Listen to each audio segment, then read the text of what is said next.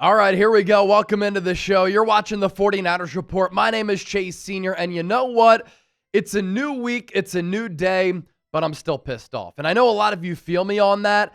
That loss for the 49ers to the Jags yesterday was maddening, and it continues to be maddening for so many reasons. And we're going to break it all down, but before we do that, don't forget to hit that subscribe button, hop on board, and join the movement. Whether the Niners win or lose, I always have you covered with the best Niners coverage right here on YouTube. We're 350 people away from 174,000 subscribers. Yesterday, able to surpass on the watch party, 173K.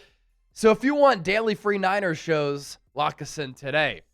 The 49ers yesterday put together a guide for how to lose a football game. And everything that happened here is putting yourselves in an impossible position to try to win a football game. And so when you do all of this, you're not going to win at the NFL level. You lose the turnover margin 4-0. You drop 6 passes in key spots, which led to turnovers and scores for the opposition. On special teams, you give up an 87-yard punt return for a touchdown. Your quarterback plays like crap because clearly he wasn't 100%. And today he comes into the facility and says, "My toe is sore." Who would have thought? San Francisco also could not generate a pass rush on Trevor Lawrence. They gave up some explosive plays on the ground. And we'll talk about the defense a little bit later. The 49ers did not lose this game because of the defense. They lost because of the offense, the inept special teams unit, and because of Brock Purdy. But it always is amplified when you can't get stops in certain situations, you can't put the quarterback under duress, and you give up some explosive plays on the ground. And there are some lingering issues here with San Francisco that I talked about this offseason that we were going to monitor heading into 2025. And unfortunately, in this loss, and obviously in the 3 prior games, which ended up being wins for San Francisco, we had some concerns here. But again, they were amplified with this defeat. Ladies and gentlemen, the 49ers offensive line has sucked, and it still sucks. People really try to tell me on X that the 49ers offensive line was a solid unit, that the Niners have invested there. Not good enough. San Francisco cannot run the football, and they can't run it in the red zone or outside of the red zone. And that is the backbone of Kyle Shanahan's offense. And so San Francisco has become a little bit one-dimensional because they can't find success with their ground game. The red zone offense last year stunk, partially because the 49ers offensive line, well, this year, they are one of the worst red zone offenses in the NFL. Obviously, getting back George Kittle and Brandon Ayuk will help, but they're not going to help out this offensive line. This special teams unit, the Niners remade special teams this offseason. They brought in Brant Boyer. They overhauled the personnel. Still one of the worst units in the National Football League. Yesterday, that unit was a joke. The big question after Nick Bosa's injury, how are the Niners going to fare the rest of the year without Bosa? You can survive a game, but how do you perform the rest of the season? They sorely missed him yesterday, did not have a sack or a quarterback hit. First time they haven't done that in a game since 2015. And this is a big concern here. Brock Purdy is turning it over a lot. And so with that, let's have a conversation about the 49ers quarterback who they just gave that contract extension to. And I was a fan of that deal. I'm still a fan of Brock Purdy. But it's fair to ask this question. Do the 49ers have a Brock Purdy problem? Has the NFL figured him out? Because he's certainly cooled off from 2024 heading into 2025. Obviously, he's only made those 2 starts, but there's been a constant in those 2 starts this year.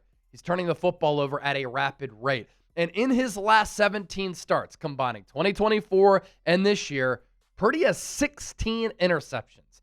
He's turning it over at an alarming rate, and that is not a sustainable way to play football, and it's very hard to win when you turn the ball over at that clip.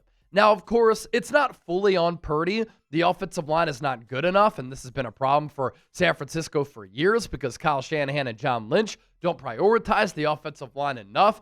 But we knew going into this game, this Jags defense, it's legit. They had 9 turnovers forced in the first 3 games heading in.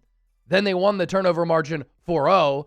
They have forced 13 turnovers in 4 games, and they really get after the quarterback. And the 49ers offensive line, it's mid. San Francisco's offensive line gave up 16 pressures against Jacksonville. And so Purdy is a gunslinger. He's very aggressive, and sometimes he will put the ball up for grabs, but it doesn't help when he's under siege. He's under duress, and the defense is able to generate pressure on him. And then there's this as well. Purdy yesterday clearly was not 100%. He couldn't plant his feet. He couldn't drive off of his foot. The turf toe is giving him problems. He was moving around very gingerly. And then he comes into the facility today, we'll talk about this in a moment, and he complains about more soreness. To win consistently in the NFL, you have to take better care of the football. And Brock Purdy right now is not taking good enough care of the football. In his last 19 games, he has 20 interceptions. He continues to do that. Not going to be good for this Niners offense. And this Niners offensive unit is not going to trend in a good direction. Another issue here is that we knew coming out of 2024, and really for the last several years, that the Niners special teams unit was an issue.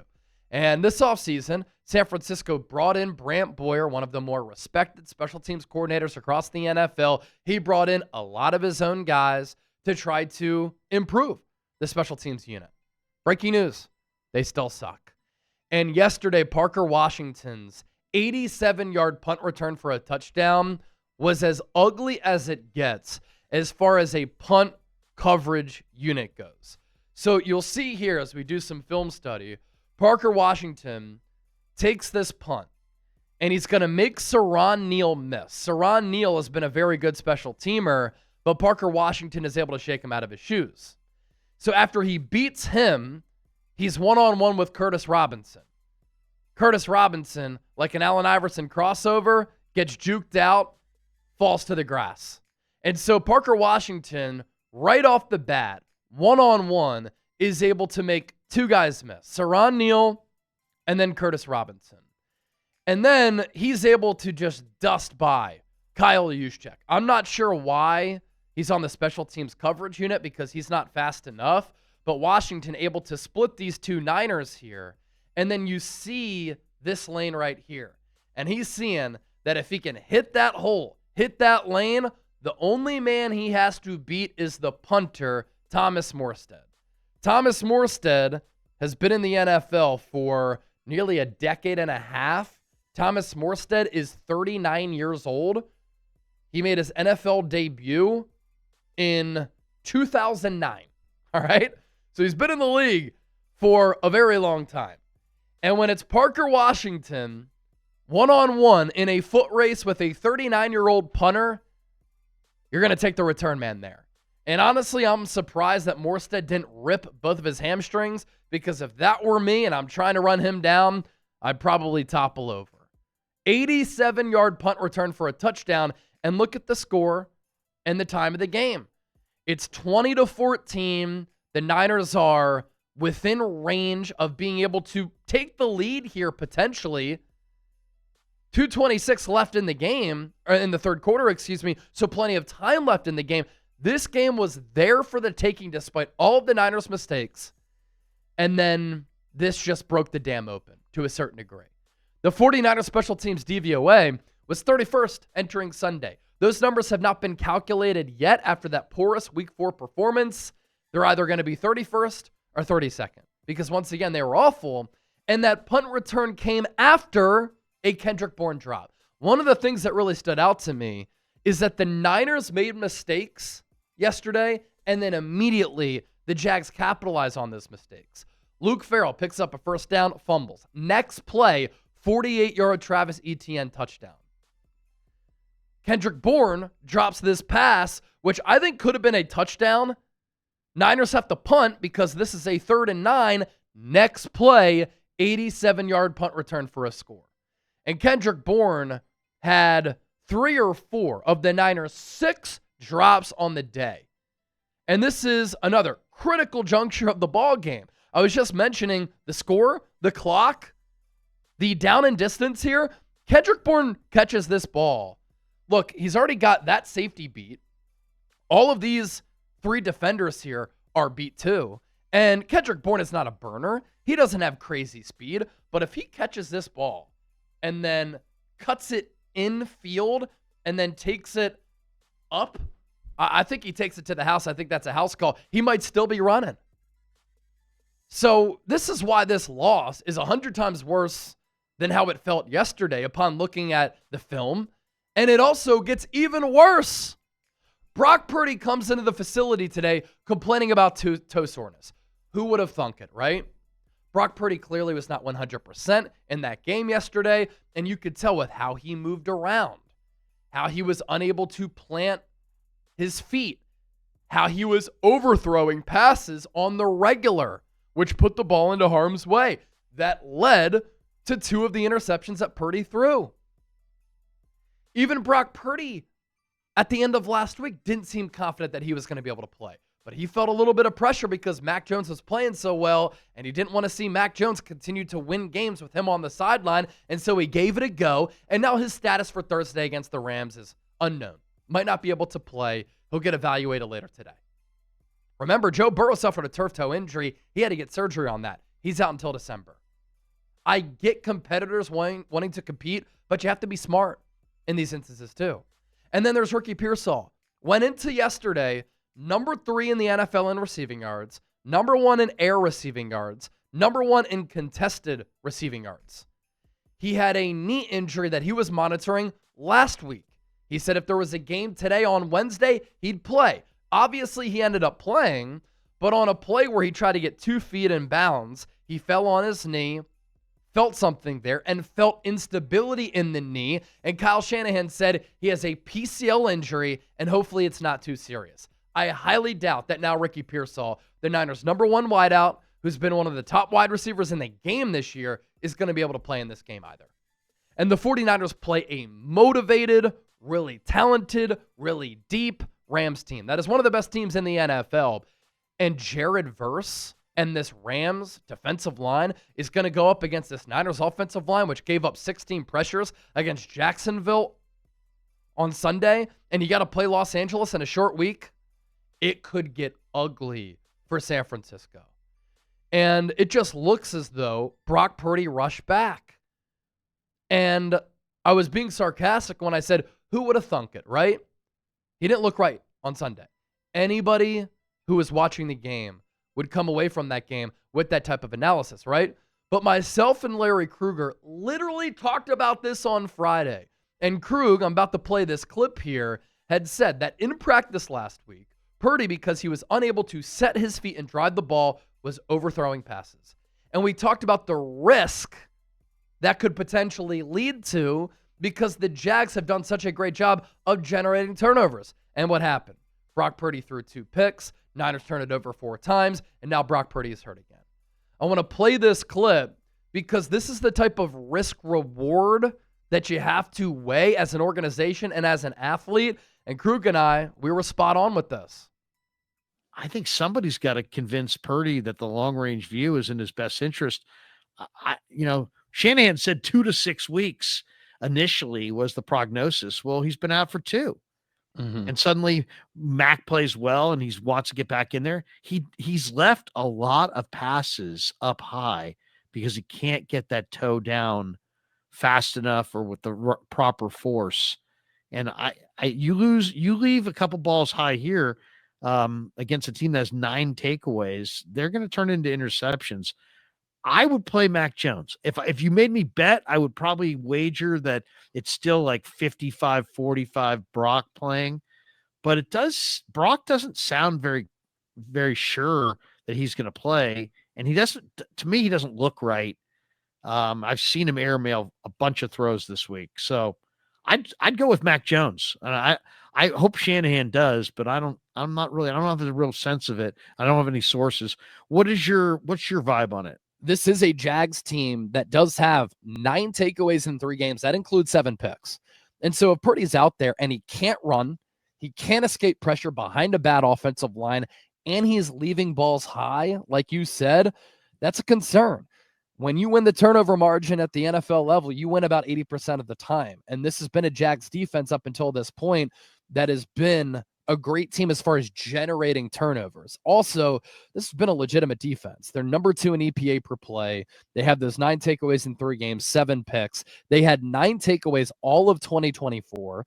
Josh Hines-Allen has a 14.1% pressure rate. He's at one edge. Then you have Trayvon Walker on the other side. Cornerback Jordan Lewis having a really good year. He has 2 picks and a fumble recovery.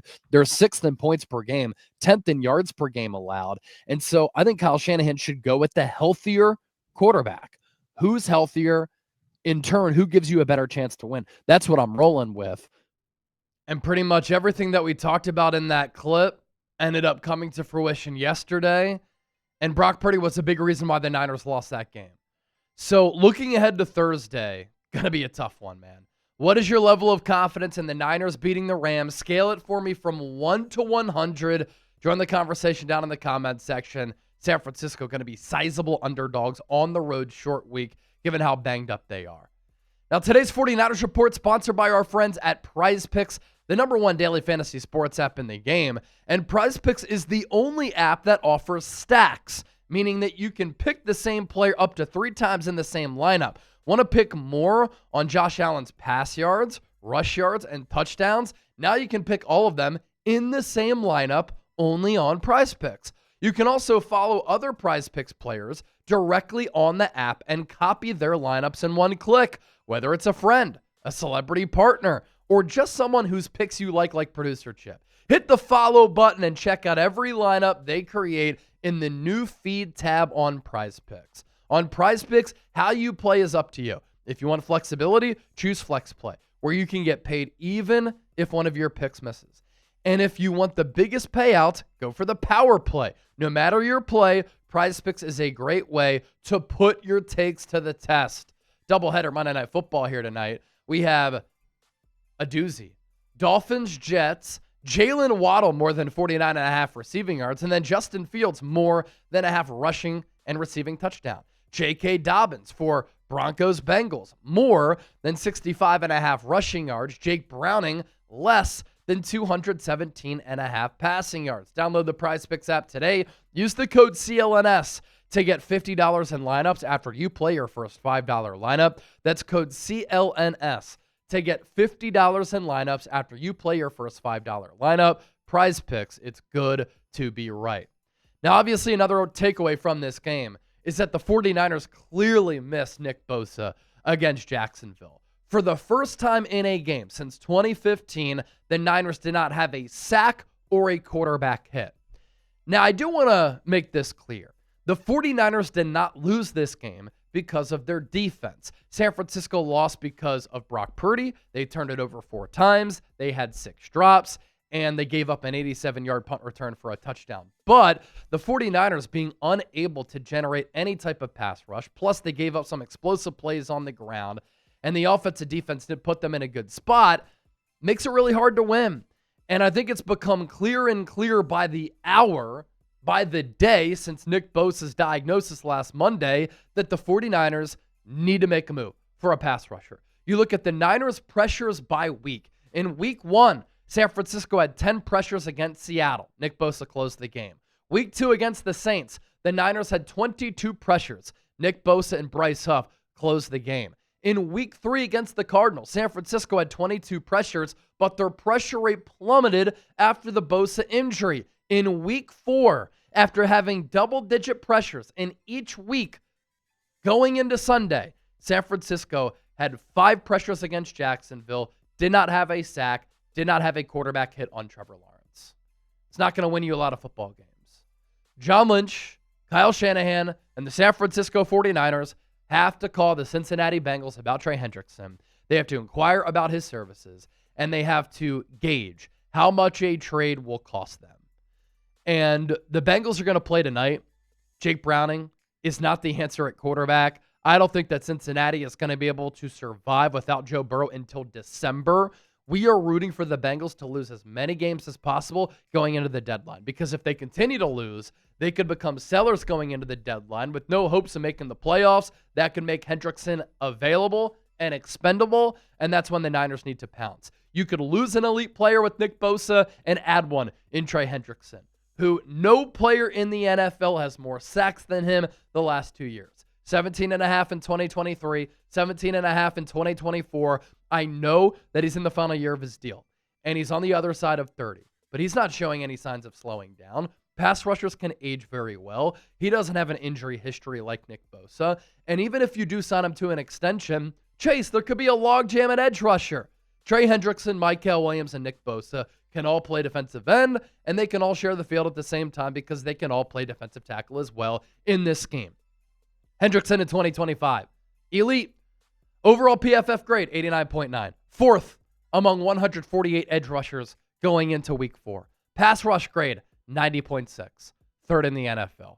He already has 14 pressures. That ranks second. He has 2 sacks. That ranks 8th. And he has 8 hurries. That ranks 9th. John Lynch, you got to make the call. This is a Niners team that despite 6 drops, punt return for a touchdown, losing the turnover battle 4-0, still had a chance to win this game if Eric Armstead didn't strip sack Brock Purdy. And if he didn't, the Niners could have driven down the field to win the game. They're a competitive team. They have flaws, no doubt. But they can contend in the NFC. But they can't contend without an upper echelon pass rusher. Bring me Trey Hendrickson. Don't forget to hit that subscribe button. Daily, year-round Niners coverage coming your way right here on the program. I'll be back a little bit later with another show because this is what we do and this is the standard that we set.